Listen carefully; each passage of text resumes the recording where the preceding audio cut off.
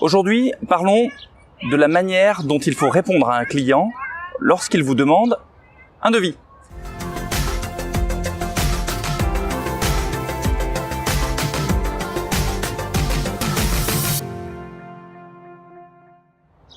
Dans le monde du conseil, répondre à un devis, on appelle ça en fait faire une compréhension de mandat ou un Memorandum of Understanding. Vous entendrez souvent cette abréviation MOU. Alors comment est-ce qu'on rédige un MOU après avoir rencontré un client? Eh bien en fait, votre MOU devrait se constituer de 3 parties. La première partie, elle est due au fait que Dieu vous a donné 2 oreilles et une bouche, et donc que vous avez probablement écouté 2 fois plus que ce que vous avez parlé. Si ce n'est pas le cas, vous allez avoir beaucoup de mal à rédiger la première section de votre MOU. Dans celle-ci, on s'attend à ce que vous inscriviez tout ce que le client vous a indiqué. Alors, il y a bien sûr les raisons pour lesquelles le client et vous êtes en contact. Il y a les personnes qui étaient là. Il y a évidemment la date à laquelle l'événement a eu lieu. Il y a aussi tout ce que votre client vous a suggéré, présenté, dit pendant cette rencontre. Alors un MOU justement, puisque c'est une compréhension de mandat, probablement que si vous n'avez pas bien compris, eh bien il faut poser des questions à l'intérieur de cette section, envoyer un MOU, même dans un état draft, à un client pour lui permettre de pouvoir répondre aux questions que vous vous posez. Une question complémentaire. Peut-être que celles-ci d'ailleurs doivent être analysées ou tout simplement elles nécessitent une personne supplémentaire qui n'était pas présente lors de la réunion. Donc indiquez-le dans les commentaires de la première section. La deuxième section maintenant est une multiple section.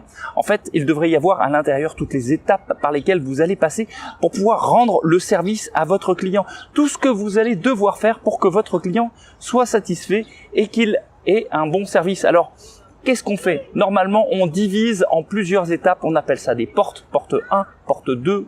Des fois, on met même une porte 0 pour parler de l'analyse préliminaire. Certains préfèrent utiliser le vocable étape ou encore livrable.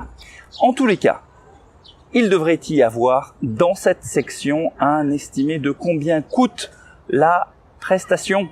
En fait, vous devriez être capable même de donner un prix par étape. Vous devriez être capable de dire, bien, à l'étape 0, on devra me payer tant, à l'étape 2, on devra me payer tant. En tout cas, vous vous retrouvez avec un document avec plusieurs étapes et tout ce que vous avez à livrer.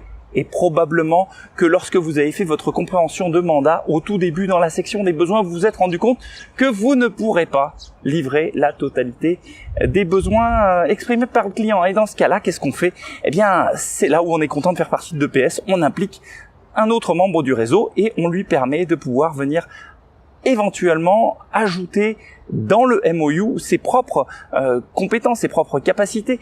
Et là, on donne une crédibilité encore plus importante à notre document, puisqu'on n'est plus tout seul à offrir le document, à offrir la prestation, excusez-moi, mais on est une équipe, voire même un réseau international.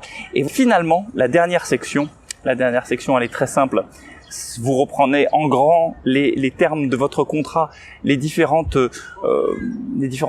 dispositions générales que vous avez prévues, comment vous allez être payé, à quel moment, par qui, la limite de votre responsabilité, la confidentialité, etc., etc.